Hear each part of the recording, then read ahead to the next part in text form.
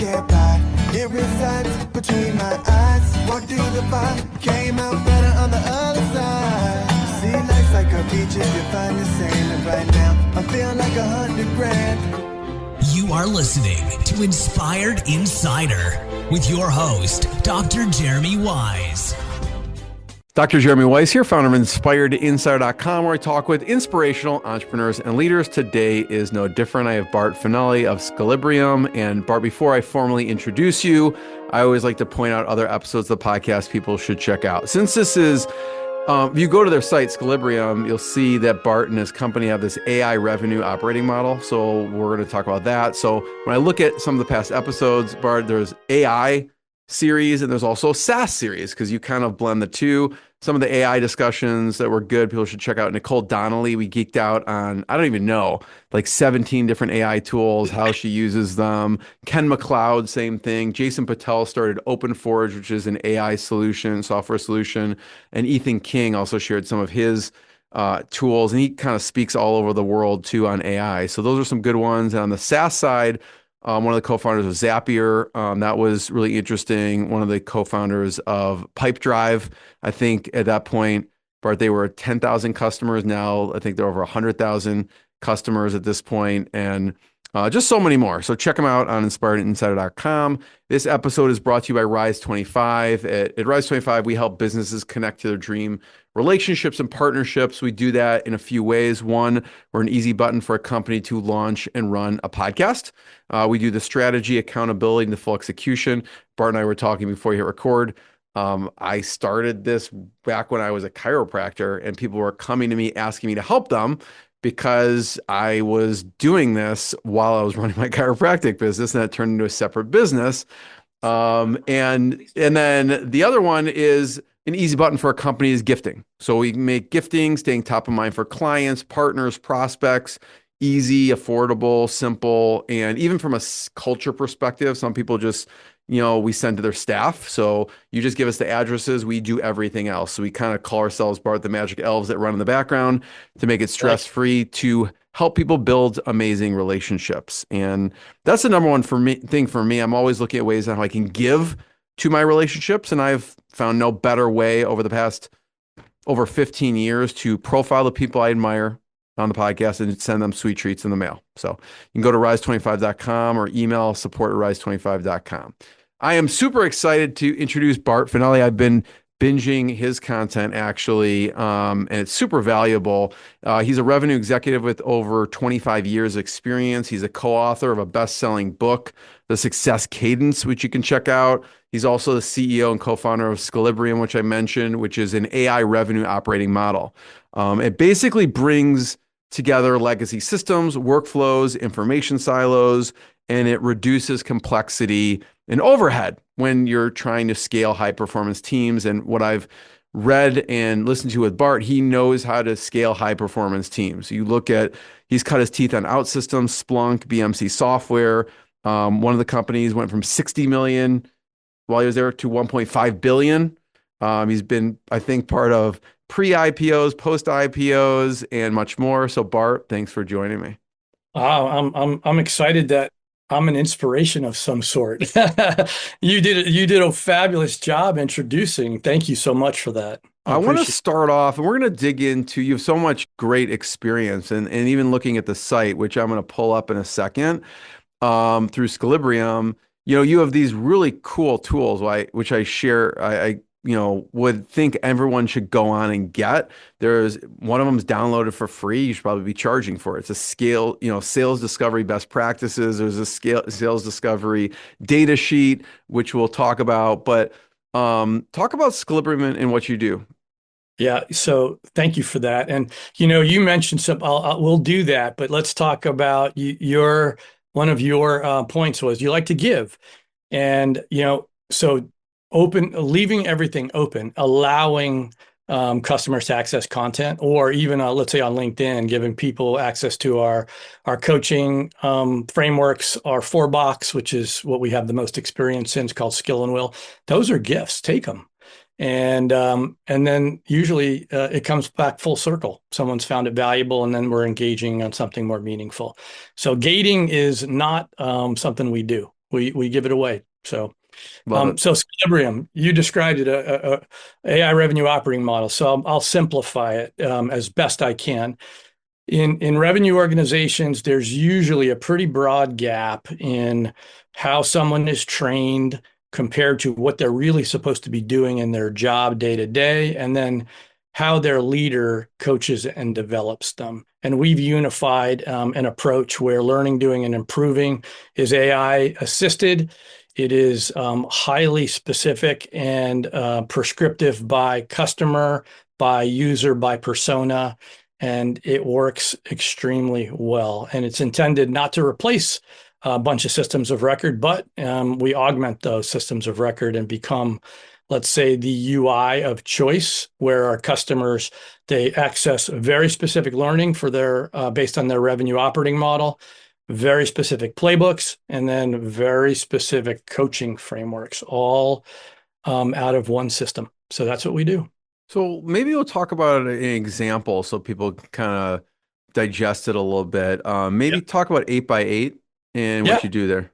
So What does 8 by 8x8 do? So 8x8 is in a very competitive space, call center or customer service, and they do a variety of different things with many different products. So we help them normalize the way their selling teams communicate and collaborate. A concept called value mapping, as an example, where a selling team and their leadership This and is their them here.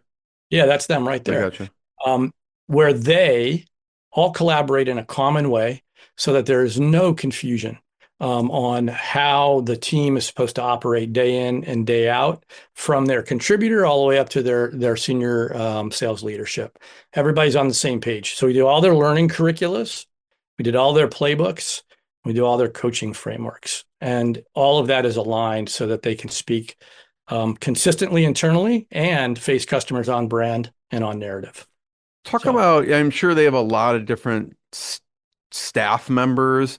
Who's it for? Is it for all the executive team? Is it for the sales team? Who's using it? fantastic question. In their case, it is all of the revenue generating functions. So anybody that's in a revenue org, and that would be sales, sales engineering, customer success. They're all customer facing, their leadership. And from, let's say, day one onboarding through skills and development of the way they run their business, same system, all unified in their language, from their senior most sales executive to their contributors in all geos and in all segments. So What does brings everybody onboarding look like? Are you having to meet with them frequently and building out these custom learnings, or how does it work? one time. So we usually engage up front, and we build in their voice and based on their operating model. And then our engine, our AI empowered engine, allows them to learn, do, and improve in one place. So we may work with them up front before we roll it out and do custom content, or they might, a customer could just use the platform as it is today. It requires no integrations. It does have content within it. It has workflows within it, and it has coaching frameworks within it. They're more custom because they did a broad rollout to their entire sales organization, and they are doing very well. So they've actually had 3 great quarters in a row, and I would say that is a combined collaboration between them, their leadership, Skillibrium, and some of the wonderful people on their team that are doing great work. I mean, you've worked with some pretty large teams. I'm wondering what's worked for getting adoption of these things. So this is where usually most companies fall down. If adoption or learning has to match what the flow of work looks like, as an example. And then it should be reinforced through coaching. So as soon as there's a disconnect, and you probably know the study, the forgetting curve. The forgetting curve was a study. It's been around for a long time. Harvard. I think I forgot the forgetting curve. I don't You know probably this. did. It Just tell tells me you about that it. if you're learning in a classroom and then your learning doesn't match what you then go do in a corporate environment the next week, within 6 days, you lose 80%. of what you taught. So it's pointless. So the best case scenario is learn only first principles that are applied daily, weekly, monthly, and quarterly in the line of work based on your role.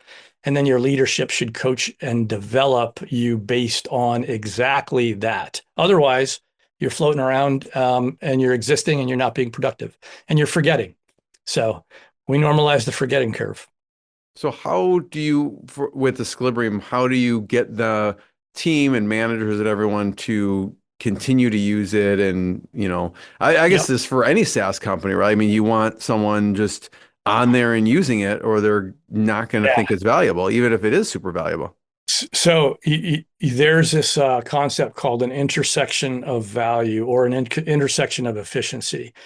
If we know we have what's called a pillar system, and our pillars are agnostic. So we build customer specific content around pillars that have to be present in order to be successful in doing a job or a sales role from, let's say, a 5-step selling process, as an example, or we'll call that a playbook. Well, first pillar might be anchoring on value. And that is very specific to the prospect or customer that we're serving. And they have to do it in their language on brand. And then their sales teams have to translate that very effectively to customers and prospects and partners. And everyone should collaborate the same way. And if that design principle is met, and then the playbook, how they do their job that they work in, shows up and is based on those same principles and those same pillars, we get organic adoption because they're using the playbook day in and day out on a daily, weekly, monthly, quarterly basis. And the coaching framework then looks back at the playbook as a reinforcement for skill and willingness. And we know in industry, in SaaS, and in any tech, what you want is the most productivity you can possibly get per person. And that's what helps companies run more efficiently and they don't waste money. Well, we went through this wonderful, well, it wasn't wonderful. It was a learning experience that was terrible. When we went through COVID, everybody forgot how to go be in person. Everything became digital. Well, now what we're finding is, with all, the advent of or the on-ramp of all the AI tools and post-COVID, human to human is a prized skill. And most people don't have it. So what we do through coaching, through leadership curricula and skills curricula, playbooks and coaching, is we ensure that everybody is following the prescribed steps that the company using Skillibrium wants them to follow to show up the right way in front of their prospects or customers. And we measure to that. So what that does is it drives adoption by default. Seller and leader talk about those steps and those skills. They get rated. They get to take their curriculums again to be proficient or remediate those skills if they don't have them the way they should.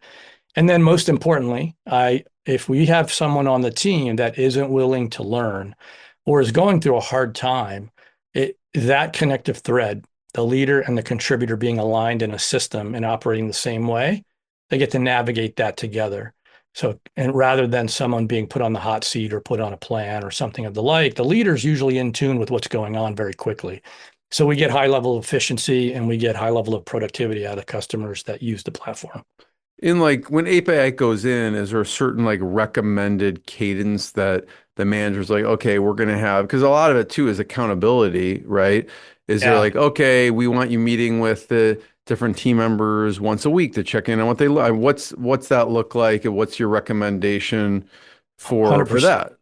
Yeah, so it's different for every industry and every customer. So I'll give you a general example of what the best practice is.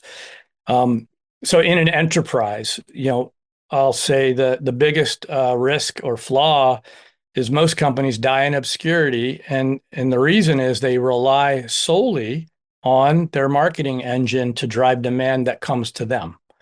And that's not really the best case scenario. We want that to still happen, but the selling team has to have some proactive outbound based on a repeatable process that's based on quality. So it's never volume. It is always intentional, professional, and prescribed. So as an example, if I'm in the enterprise and I work for a company, let's say Behaveox, it's another one of our customers. and I'm a seller, then I should have to go and find unique personas to present the Behavox message to on a regular basis. And I should measure to that. And we should train and provide the narrative so that everybody can be rehearsed and do that really well. And then Behavox can measure that to ensure productivity follows the behavior pattern. And that's what they do. And that's how they use the platform. So unique personas is something that sales teams at every level should be required to meet on a weekly basis. And if they do, they won't die in obscurity. So Behavox does, they have a really cool offering in a very important industry, where they're transforming the way their customers in financial services maintain compliance and avoid risk. And they serve those customers using a proprietary AI product that they've been building for years. And it works exceptionally well. It is a modern way for them to deliver value to their client base. So how else, Bart, does Behavox use the Skillibrium platform? So they use two parts of it. So they have learning curriculas that are defined for their industry by role as a baseline. So the sellers, the leaders, sales engineers, they have the same foundational baseline that they're taught. And they are served through the platform's learning curriculums. That matches their coaching framework. Their coaching framework is skill and will. So their leaders and their team members talk about the skills on a quarterly basis, and they rate their capabilities on those skills objectively. And if they need remediation, they can go right back to the learning curricula and learn it, or they can rehearse together as a leader and a contributor. So best case scenario, 100% adoption when they rolled out. The suggestion was, or feedback to us was, this is the first platform or product we've rolled out where we had 100% adoption.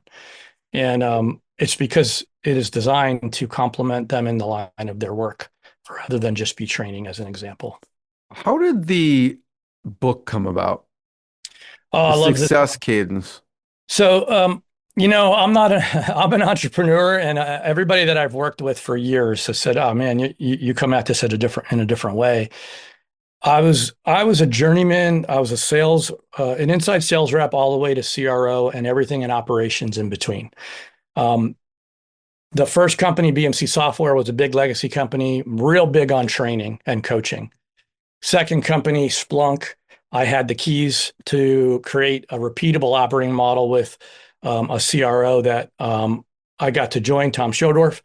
And that operating model was the foundational skill will approach for role-based skills within a growing organization. Tom was the ultimate coach. He loves to develop people. I learned at BMC Software, and in specifically the last 2 years, a very beautiful approach to operational discipline. So when you combine operational discipline and coaching, you get the Success Cadence. And we did that. We had 7 years at Splunk. I had 7 years. Tom was from 10 to 15. And we grew the company from right about 50 million in revenue to north of close to $1.5 billion in total revenue. Over 7 years, we got to experience a 40% CAGR year over year. It was unheard of. And we wrote the book afterwards. When I left, I took a year off and said, I'm not sure what I want to do, but I think we have something here, because we had run the coaching framework extensively at Splunk. From onboarding, day one of every employee, all the way through to quarterly coaching conversations based on a 4-box skill and will. And we did it for 7 years. We had over 50,000 coaching frameworks delivered. And while we don't that is not the definitive only reason the company scaled, it had something to do with the alignment between leaders and their teams on what they're supposed to be doing on cadence. And that created a hockey stick effect in their growth. So that was the book. And we wrote it with Sandler Training. Dave Mattson, CEO, chairman at Sandler now. I'm wondering what made Tom such a good coach. That's a great question. He's probably the purest leader that I've ever met. There's a concept called process pure. He's the most objective person I've ever met, where he has a unique capability of separating emotion from the outcome, and he does it without wavering in the way he delivers. So that I found grounding for me personally, because I'm ADHD and dyslexic, so my emotions have a range. He was extremely stoic, so I had known him from 2000 at BMC Software, and I learned from him how to be very disciplined and structured in delivering bad news or coaching and developing. I mean, that was the whole premise of, hey, we should write a book together. I learned much of this with you, from you. I've got this operational discipline that I can weave into it, and I think we've got something. And we wrote the book. So I picked up the funny thing is I called Dave Mattson. He had helped us a little bit at Splunk. He had helped us at BMC Software.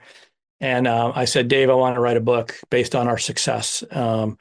We had done an article with the Harvard Business Review on how we drove scale through culture, the coaching framework. And that was the start of the concept of we should write a full-fledged book about it. And he agreed. So we wrote the book. And I had never written a book. Never thought I'd be an author, a co-author.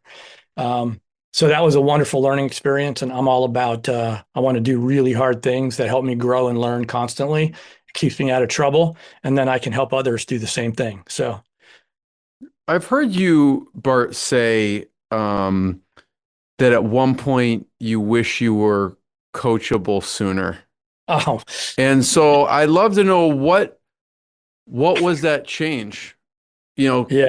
I mean, when I meet you, you don't seem like someone who's not coachable. But what was, I guess, the Bart before and then after? What was that change?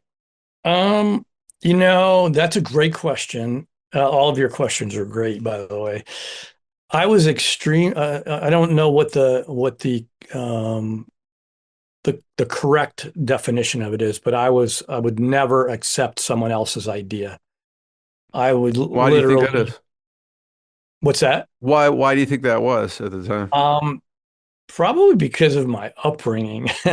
I didn't have a voice growing up. Like, I was in a traditional old school Italian family. You did what you were told. So I literally could not handle someone trying to coach me, like, and tell me something. I thought I was a bad person. I did something wrong. So it took me a really long time to unpack that and learn therapy, great leaders and mentors. And then I had to learn. So back to Tom being a wonderful example for me, to separate the emotion from the outcome.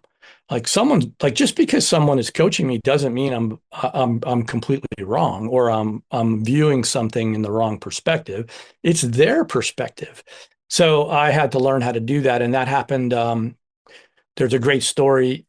One of my leaders, who actually was working for Tom Schodorf at the time, came into my office and he's like, I'm going to fire you. I'm like, what are you talking about? Like, I'm doing the job. He goes, you're doing the job the way you want to do the job. And it is creating a ripple effect within the organization that is creating bad behavior. And if you keep doing that, you're out. So I'm boxing your ears. And if I don't see it change, I'm removing you from the business. Literally, that's a literal. He was sitting on the desk. I remember the office. He'll remain nameless. Well, he doesn't have to. Steve Rowland, he's still a great friend of mine. He's a highly successful executive, and that was it. I was like, he's serious, and I woke up, and I changed my paradigm immediately, because I knew he would fire me if I didn't. And then I became a sponge, and I was probably in my mid-30s. It took a hard conversation for Took a that hard change. conversation. Yeah, there was no, back to upbringing. That's right? not an easy conversation, I think, even for a leader to have. It's not like someone wants to go in and confront No, someone with something like that. So I think from his perspective, I don't know. I think it takes some it amount takes of great. courage or something like that. Yeah, there's a lot of management courage in that. That's part of one of the themes in the book, by the way, in the Success Cadence. He did me a favor.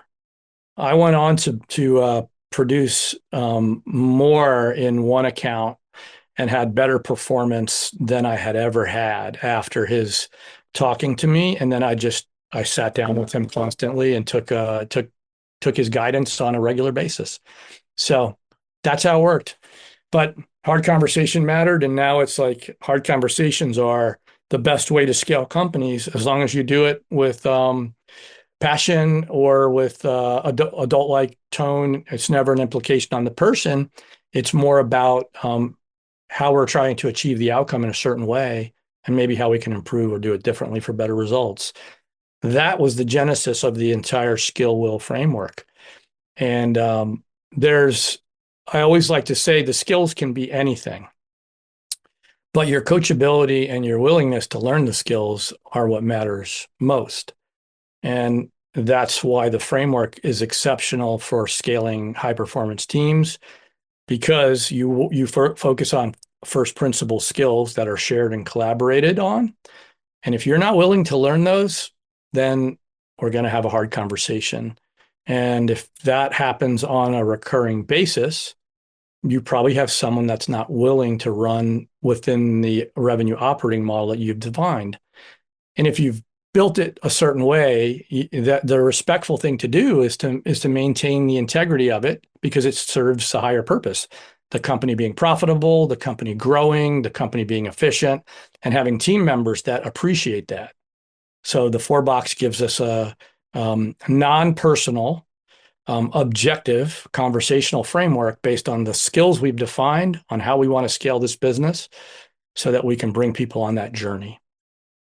What kind of company is a good fit, Bart? Is there a certain size and type of company that should be checking out Skillibrium? Because it seems like it's maybe for a bit larger organizations.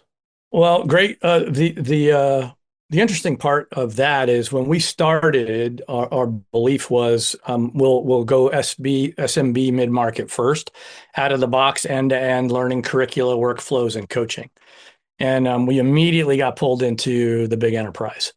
And now, so we had to go get all of our compliances in order to be able to. I saw that. Yeah. And so in the first 2 quarters of our existence, we got pulled into to being required to get all of our compliances so that we could sell through security, the security teams at large enterprises. And we did it in a very short period of time, where SOC 2, Type 2, GDPR, ISO 27001, and yeah, ISO. Someone on your site, and I'm like, they have a lot of acronyms and initials here. So it's brutal. But that just tells you we're a serious business, and we maintain compliance. So large. You also could have been, Bart, screw it, let's just not go there and let's just go to the other one. But you chose. I guess they were pulling you in. It made sense. It was more of a fit for the enterprise. It was more of a fit. My network primarily, and then my experience in Splunk, and then in OutSystems. You build when you serve the right way, when you give, and you help and you coach and you develop, then people want more, and it comes back full circle, right? So it's reciprocal. So you started with that in our conversation, and I'm a firm believer: give, and it will come back full circle. So that's what we've been doing, and people picked up the phone and called us and said, we want that. And we said, well, we've got some work to do. We're going to have to go get our certifications to get through your IT and security organization. And we went and did it, and it worked. So here we are. Now we can go down the market.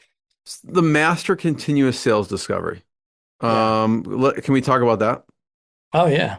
Some of the best practices. You don't even need to put that picture up there. I'll give you the magnificent. I think it's the Magnificent 9. Okay.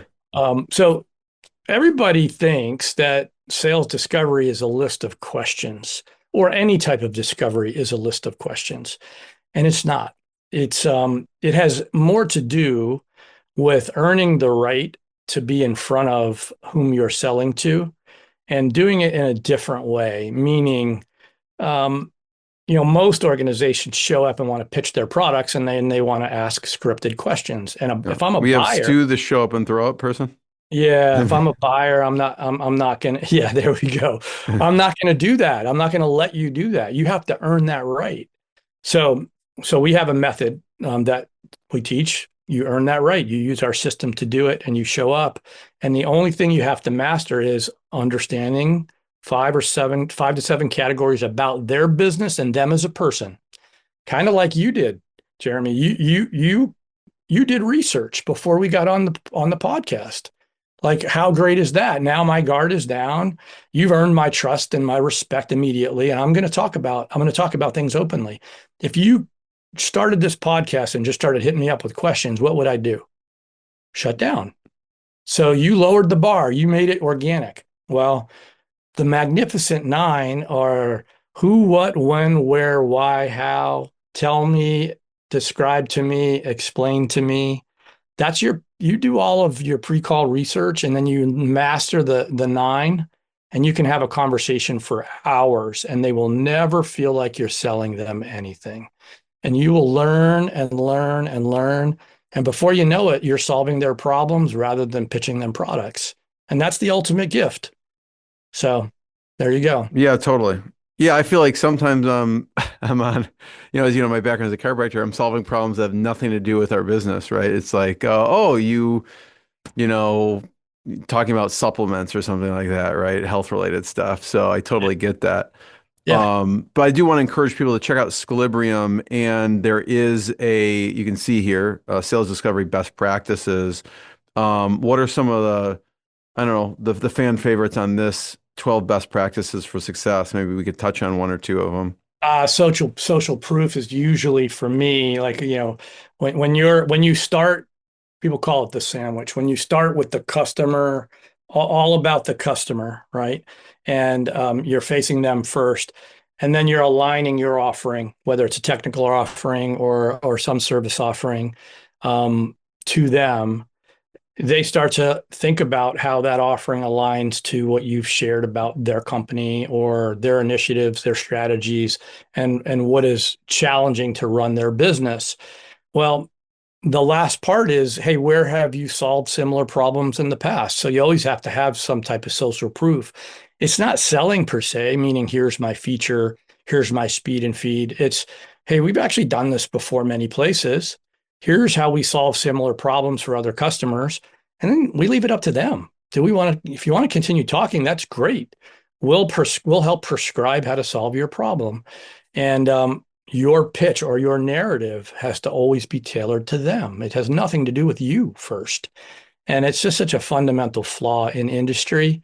But it's give, show some examples of where you've done it before, help them connect your capabilities to their challenges, and then repeat that about 100 times, and you'll be successful.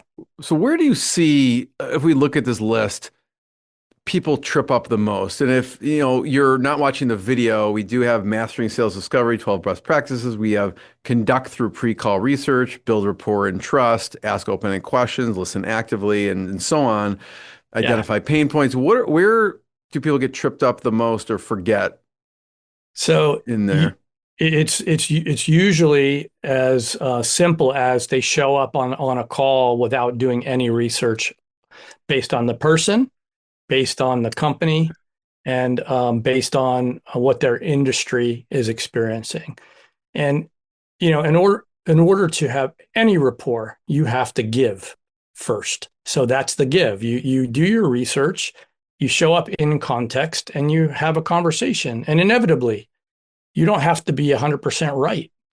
You just have to be directional, and they will correct you if you're incorrect, if it's incorrect. And that's okay, because now we have the endowment effect. They started to touch the narrative and they're giving you their information, and you started to build a relationship. The flaw that follows, by the way, after you do that call, there's a couple of flaws that follow. So in the beginning, no pre-call plan, they come in and they pitch, and then the customer or prospect leaves. If you're really doing a pre-call plan and you're doing your research, you open that call up and you share that research with them. They help validate, and they'll usually get into an open conversation where you're using the Magnificent Nine, those questions that keep the conversation organic. you never get to the product. You're telling stories, you're asking open-ended questions, they're sharing information. And with 10 minutes left, you get to pause and you say, I would love to recap all of this for you in an email so you can reuse it within your company. And if we're a fit, then wonderful. Let's schedule the next meeting now as soon as we can, because there's no reason for us to leave and leave the call without doing that. And most of the time, you'll get the next meeting immediately. You know, that research, right? The pre-call research, I feel like bleeds into every other one of these It does. points, right? Because it's like if you don't do that, that bleeds into building rapport, that bleeds into identifying pain points, that bleeds into qualifying the lead, handling all Yeah. these things. If that pre-call research is done, it helps with the next steps in general here. Oh yeah, and so there's the concept of relegation. You get relegated to whomever you sound most like, right? So if you're calling an executive and you're not speaking in executive terms about them and their company and their needed outcomes, you'll immediately get shut down. If you have to talk with someone that's technical, and you're speaking in business terms, you'll get relegated up. So you always want to default to the latter.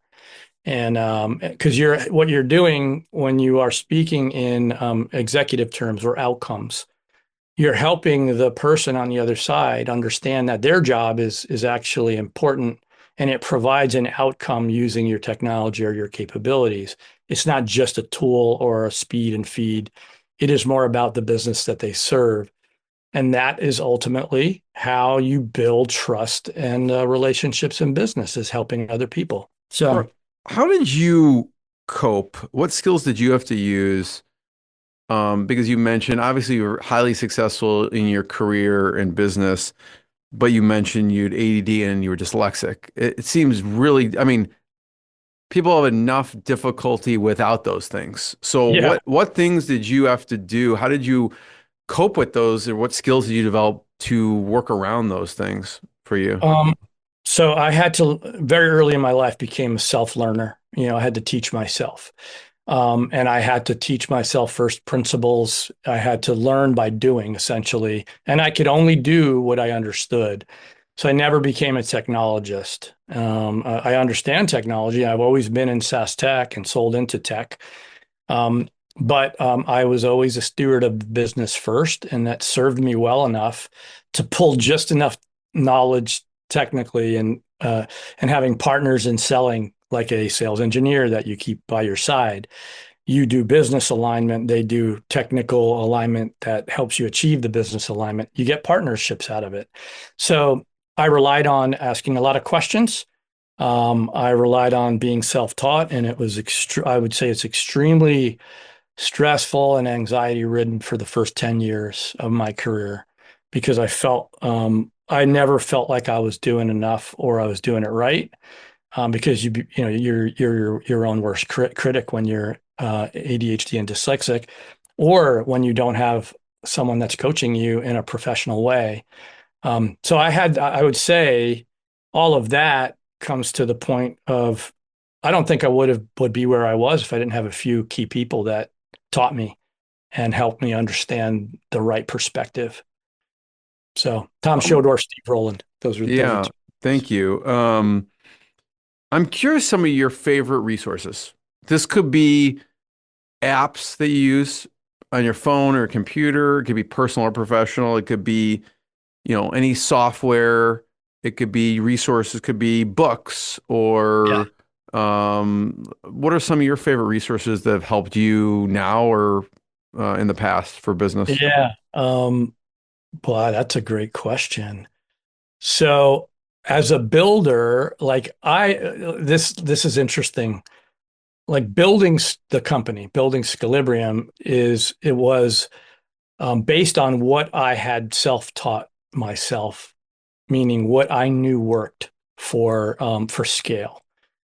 Um, as I've been doing that and learning and improving my business skills, I've been through the internet and the crash, the pandemic, and then now AI changing the world completely, right? So right now, clearly, AI is any AI that you can learn to interact with to not to shortcut, but to make you more efficient and help you apply what you learned human to human. That is the biggest and best hack. So I don't care what the AI tool is. If it could be using a Skillibrium playbook for that matter, where it helps you align your answers based on your conversational MP4 or Zoom call or whatever it may be. Align answers or how you'd go write a recap for a prospect or customer. That step being automated by AI is a beautiful thing, but there's a flaw in it. And this is what I try to advocate on a regular basis. AI is amazing and can do amazing things, and it's been coming along for years and years, from the mid 2000s, whether it's deep learning, machine learning. All of AI has never, it didn't just arrive. It's unstructured data and supercomputing, making suggestions that are the most likely next best thing to put together. Well, what does it not teach us, Jeremy? It's how can Jeremy and Bart have a professional conversation and come across credibly if we're not intimate with the subject matter at hand? And the shortcut or the flaw in AI is it makes in some cases, sellers and leaders worse, because they think they're invincible based on AI creating a narrative or a presentation or a script. But ask them one question and ask them to unpack some point deep in the writing that AI did for them, and they will crumble near immediately. And that's the flaw. You can't use it as a shortcut. You use it as an aid to validate and reassure your narrative that you've personally perfected for the prospect or customer on the other side. And I've watched, I could give you examples when you miss a step in a process and you don't know the content that you've created. It shows up with other customers' names in it, or it shows up with incorrect assumptions, and then usually you get caught by that. So any AI, but you have to learn how to deliver and understand what it's created. Outside of your book, The Success Cadence, any other leadership or business books that you point to that have been influential for you? There's about 20 of them over on the other side of my office. Ram, you might know this, the author, Ram Brofman, Succeeding When You're Supposed to Fail. And I read this book, this is a decade ago, and and I pulled a concept from it. And, when we were talking about how I learned and the difficulties of learning because of the inability to learn or for whatever reason, there's a concept in the book called tunneling. People that are faced with hardship or difficulties in life, whatever it may be, learning, family, abuse, whatever it is, doesn't matter. That's it. The ability to tunnel through is a unique characteristic that people that have been through hardships learn. So that book and the concept of tunneling has been with me through my entire career, where I learned the concept. You're faced with adversity, you go heads down and you work yourself through the adversity, and there is no excuse. You'll come out better, more resilient, and a better person by pushing yourself through it. And that repeats itself constantly, because we're all going to we can't look around the corner. We might think we can, but we can't. And we're going to be faced with surprises and difficult situations, and you have to be able to tunnel. So that one sticks with me a lot. Bart, I want to be the first one to thank you. I want to encourage everyone to check out skillibrium.com and more episodes of the podcast. And Bart, thanks so much. Well, I appreciate you. Thank you so much. Super happy to be here. What I got, you can't buy. It resides between my eyes. Walked through the fire, came out better on the other side. See, life's like a beach if you find the sailing right now. I'm feeling like 100 grand.